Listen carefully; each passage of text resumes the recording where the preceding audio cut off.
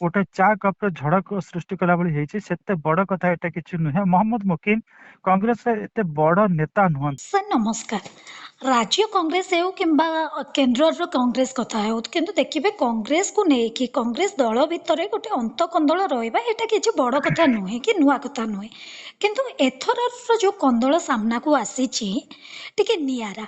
ପୂର୍ବତନ ବିଧାୟକ ତଥା କଂଗ୍ରେସର ବରିଷ୍ଠ ନେତା, ସିଏ ରାଜ୍ୟର ପିସିସି ସଭାପତିଙ୍କ ବିରୁଦ୍ଧରେ ଏବଂ କେନ୍ଦ୍ରର ହାଇକମାଣ୍ଡ ନେତାଙ୍କ ବିରୁଦ୍ଧରେ ସୋନିଆ ଗାନ୍ଧୀଙ୍କୁ ଯେଉଁ ଚିଠି ଲେଖିଛନ୍ତି, ତାପରେ ଇଏ ଗୋଟେ ବଡ଼ ମିଷ୍ଟ୍ରି ଗୋଟେ କ୍ରିଏଟ୍ ହେଇଛି କହିଲେ ଚଳେ। ସେମାନେ ମହମ୍ମଦ ମୁକିମଙ୍କର ଯୋଉ ଚିଠି ସେ ଲେଖିଛନ୍ତି, ଏ ଚିଠି କହିପାରିବା ଯେ ଗୋଟେ ଚା କପ ର ଝଡକ ସୃଷ୍ଟି କଲା ଭଳି ହେଇଛି। ସେତେ ବଡ କଥା ଏଟା କିଛି ନୁହେଁ। ମହମ୍ମଦ ମୁକିମ କଂଗ୍ରେସର ଏତେ ବଡ ନେତା ନୁହନ୍ତି। ସେ ଏଥିପାଇଁ ତାଙ୍କର ନାଁ ଚର୍ଚ୍ଚାକୁ ଆସେ, ସେ ଜଣେ ବିତ୍ତଶାଳୀ ଧନୀଶାଳୀ ନେତା।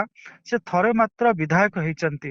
କିନ୍ତୁ ଯେହେତୁ କଂଗ୍ରେସ ବର୍ତ୍ତମାନ ଗୋଟେ ଦୁଃସ୍ଥିତି ଦେଇ ଗତି କରୁଛି, ସେ ଦୁଃସ୍ଥିତି ରାଜନୈତିକ ଦୁଃସ୍ଥିତି, ସେ ଦୁଃସ୍ଥିତି ଆର୍ଥିକ ଦୁଃସ୍ଥିତି, ତ ସେଇ ଯୋଗୁ ହିଁ ଯେହେତୁ କଂଗ୍ରେସରେ ବର୍ତ୍ତମାନ କେହି ଧନୀଶାଳୀ ନେତା ନାହାନ୍ତି ଦଳକୁ ଚଳେଇବା ପାଇଁ, ଗୋଟେ ଆଲୋଚନା ହେଲା ଯେ ଯଦି ମହମ୍ମଦ ମୁକିମ ଦାୟିତ୍ୱ ନିଅନ୍ତି, ତାହେଲେ ଯୋଉ ରିକ୍ୱାର୍ଡ ମନି ସେଇଟାକୁ ସେ ପମ୍ପିଂ କରିପାରିବେ ବା ଦଳ ଭିତରେ ଇନଫ୍ୟୁଜ କରିପାରିବେ। ତ ସେଇ ନାଁରୁ ତାଙ୍କର ସେଇ ଚର୍ଚ୍ଚାରୁ ତାଙ୍କ ନାଁ ସାମ୍ନାକୁ ଆସିଲା ଏବଂ ସେ ଧୀରେ ଧୀରେ ଚିନ୍ତା କଲେ ସେ ମଧ୍ୟ ଦଳର ସଭାପତି ହୋଇପାରିବେ। କିନ୍ତୁ ଅତୀତରେ ଯେତେବେଳେ ଚେଷ୍ଟା କଲେ ଦଳର ସଭାପତି ରାଜ୍ୟ ସଭାପତି ହେବା ପାଇଁ, ତାଙ୍କୁ କଂଗ୍ରେସ ନେତୃତ୍ୱ ସେ ସୁଯୋଗ ଦେଇନଥିଲେ। ତାପରେ ଦେଖାଗଲା ସେ ବିଭିନ୍ନ ସମୟରେ ବିଭିନ୍ନ ବିବାଦୀୟ ମନ୍ତବ୍ୟ ଦେଇ ଚର୍ଚ୍ଚାରେ ରହିଲେ। ସଦ୍ୟ ଯୋଉ ଚର୍ଚ୍ଚାରେ ରହିଛନ୍ତି, ଯୋଉ କାରଣ ପାଇଁ ଚର୍ଚ୍ଚାରେ ରହିଛନ୍ତି, ଏଥିରେ ସେ ଭଟ୍ଟ ଦାସଙ୍କୁ ଟାର୍ଗେଟ କରିଛନ୍ତି, କେନ୍ଦ୍ରୀୟ ସଭାପତିଙ୍କୁ ଟାର୍ଗେଟ କରିଛନ୍ତି, ବରିଷ୍ଠ ନେତାମାନଙ୍କୁ ଟାର୍ଗେଟ କରିଛନ୍ତି, ତାଙ୍କର ଦୋଷ ତ୍ରୁଟି ବାଛିଛନ୍ତି। ତ ଏଇଟା କହିପାରିବା, ଏଇ ଯୋଉ ଚିଠି ଲେଖିଛନ୍ତି, he has every right to write letter to the high command. କିନ୍ତୁ ଯୋଉଭଳି ଭାବରେ ସେ ଚିଠିର କଣ୍ଟେଣ୍ଟଟା ବା ଚିଠିର ଯାହା ଲେଖା ରହିଛି, ସେ ତଥ୍ୟ ଗଣମାଧ୍ୟମକୁ ଗଲା, ଏଟା ଦଳୀୟ ଶୃଙ୍ଖଳା ଗୋଟେ ଭଙ୍ଗ ହେଇଛି, ଦଳୀୟ ଅନୁଶାସନ ଉଲ୍ଲଂଘନ ହେଇଛି ଆମେ କହିପାରିବା। ଜଣେ ଯେତେବେଳେ ଗୋଟେ ଦଳରେ ଥାଏ, ଗୋଟେ ବ୍ୟକ୍ତି ଯେତେବେଳେ ଗୋଟେ ରାଜନୈତିକ ଦଳରେ ଥାନ୍ତି, ତାଙ୍କୁ ସେହି ଦଳର ନୀତି ନୈତିକତା ଶିଷ୍ଟାଚାର ଆଚାର ବ୍ୟବହାର ଆକୁ ମାନିକିରି ଚଳିବାକୁ ପଡିବ। କିନ୍ତୁ ମହମ୍ମଦ ମୁକିମ ଏ ସବୁ ଉଲ୍ଲଂଘନ କଲା ଭଳି ଏଥିରେ ଲାଗୁଛି। ଯେପର୍ଯ୍ୟନ୍ତ ଚିଠି ଗୋପନୀୟ ଥିଲା ଠିକ ଅଛି, ଯେପର୍ଯ୍ୟନ୍ତ ଚିଠିର ଗୋପନୀୟତା ବାହାରକୁ ଆସିଲା, ଏଇଟା ତାଙ୍କର ବିନା ସମ୍ମତିରେ ବା ବିନା ତାଙ୍କ ଅଜାଣତରେ ଆସିଛି ବୋଲି କୁହାଯାଇ ପାରିବ ନାହିଁ। ତେଣୁକରି ବର୍ତ୍ତମାନ ଯାହା ଲାଗୁଛି, ମହମ୍ମଦ ମୁକିମ ଗୋଟେ ଦୃଢ ଦଳୀୟ ଶୃଙ୍ଖଳା କାର୍ଯ୍ୟାନୁଷ୍ଠାନ ସାମ୍ନା କରିପାରନ୍ତି। ସେ ଯଦି ଶୃଙ୍ଖଳା ସାମ୍ନା କରୁଛନ୍ତି, ତାହେଲେ ତାଙ୍କର ଦୁଇଟି ଲାଭ ରହୁଛି। ଗୋଟିଏ ଲାଭ, ସେ ଦଳ ଛାଡିବା ପାଇଁ ତାଙ୍କର ଗୋଟେ ବାହାନା ମିଳିବ, ସେ ଆଞ୍ଚଳିକ ଦଳ ଗଠନ କରିପାରନ୍ତି ବା ଆଞ୍ଚଳିକ ଦଳରେ ସାରନ୍ତି।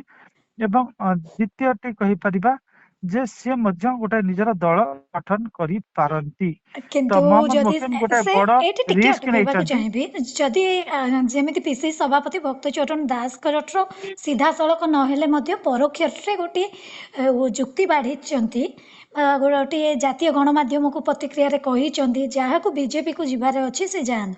ସତରେ କ'ଣ ମୁକିମ ଆଞ୍ଚଳିକ ଦଳ ଗଢ଼ିବେ ନା ଦେଖନ୍ତୁ, କୌଣସି ମହମ୍ମଦ ଦଳ? ମୁକିମ ବିଜେପି କୁ ଯିବାର ସମ୍ଭାବନା ବହୁତ କମ୍। କିନ୍ତୁ ଆପଣଙ୍କର ଭକ୍ତ ଦାସ ଏଇଥିପାଇଁ କହିଛନ୍ତି, ସେ ଗୋଟେ ରାଜନୈତିକ ବ୍ୟକ୍ତି ଯେତେବେଳେ କିଛି ମନ୍ତବ୍ୟ ରଖନ୍ତି, ସେ ଗୋଟିଏ ଗୁଳିରେ ଦୁଇଟି କାହିଁ ତିନିଟା ଶିକାର କରିବାକୁ ଚାହାନ୍ତି। ସାର୍ ତ ଏଠି ଆମେ ସିଧାସଳଖ କହିବା ଯେ ଭକ୍ତ ଦାସ ଯୋଉ ଗୁଗଲିଟି ମାରିଛନ୍ତି, ସେଥିରେ ସେ ଉଭୟ ଟାର୍ଗେଟ କରିଛନ୍ତି ଆପଣଙ୍କର ପିସି ସିଧା ବିଜେପି କୁ, as well as ଏବଂ ମହମ୍ମଦ ମୁକିମ କୁ। ମହମ୍ମଦ ମୁକିମକୁ। ତେଣୁକରି ଏଠି ସେ ତାଙ୍କର ସେଇଟା ପଲିଟିକାଲ ଚାର୍ଜ ଆମେ କହିପାରିବା। ତ ସାର୍ ଅ, ମୁକିମଙ୍କର ଯଦି ଟିକେ ଇତିହାସକୁ ଦେଖିବା, ଯିଏ ଯିଏ ପିସିସି ରହିଛନ୍ତି, ସେ ପୂର୍ବତନ ପିସିସି ସଭାପତି ନିରଞ୍ଜନ ପଟ୍ଟନାୟକ ହୁଅନ୍ତୁ କି ପୂର୍ବରୁ ଯେଉଁ ରହିଥିଲେ ଶରଦ ପଟ୍ଟନାୟକ ହୁଅନ୍ତୁ କିମ୍ବା ଏବେର ଭକ୍ତ ଦାସଙ୍କ ସହିତ ବି ଦେଖିବା, ଏ ତିନି ଜଣ ପିସିସି ସଭାପତିଙ୍କ ସହିତ ଗୋଟେ ତାଙ୍କର କିଚିର ମିଚିରି ପୂର୍ବରୁ ମଧ୍ୟ ଚାଲି ଆସିଛି। ସତରେ କ'ଣ ପିସିସି ସଭାପତି ଦାୟିତ୍ୱ ନେବା ପାଇଁ ମୁକିମଙ୍କର ନଜର ଆଗରୁ ରହିଥିଲା? मोहम्मद मुकिम बहुत दिन चेष्टा करके आसते पिसिसी सभापति हवा पाई किंतु से हेई पारि नथिले जहाँ प्रथम आलोचना कले से जो ही तांका भितरे आमे देखुचे अधिकांश समय से टिके विरोधाभास प्रकाश करूछंती असंतोष प्रकाश करूछंती किंतु तांकर नै तांकर जो रहिछि पॉलिटिकल कैरियर देखिबे ग्राफ देखिबे कंट्रोवर्सीज देखिबे ए सब को देखिले तांकर से आशा एठी सफल सेतटा हबार संभावना देखा जाउ नहीं। କିନ୍ତୁ ସାର୍ ଆମେ ଆଉ ଗୋଟେ ଜିନିଷ ଦେଖିଥିଲୁ ଯେତେବେଳେ ଶୁଣିବାକୁ ମିଳିଥିଲା ପୂର୍ବରୁ ନୂଆ ନୂଆ କଂଗ୍ରେସର ସଭାପତି ଯେତେବେଳେ ହେଇଥିଲେ ଭକ୍ତଚରଣ ଦାସ ସେତେବେଳେ କଟକ ଯାଇଥିଲେ କଟକ ଯାଇକି ମୁକିମଙ୍କ ଘରେ ପହଞ୍ଚିଥିଲେ ଏବଂ ସେଇଠି ଗୋଟେ ଲାଗିଥିଲା କୋଉଠି ନା କୋଉଠି ନାଇଁ ଭିତରିଆ ଯୋଉଠି ଗୋଟେ ଫାଟ ଥିଲା ଦଳ ଭିତରେ ଏଇଠି ଭକ୍ତ ଦାସ ଦେଖନ୍ତୁ ତାକୁ ଭକ୍ତ ଦାସ ଯେତେବେଳେ ପ୍ରଥମରୁ ଆସିଥିଲେ ସେ ଦାୟିତ୍ୱଟି ନିର୍ବାହ କରିଥିଲେ କିନ୍ତୁ ତା ଭିତରେ ଅନେକ ଦିନ ଆ ଭିତରେ ବିତି ଗଲାଣି ଏବଂ ଆ ଭିତରେ ଅନେକ ରାଜନୈତିକ ଘଟଣାକ୍ରମ ମଧ୍ୟ ଘଟି ସାରିଲାଣି।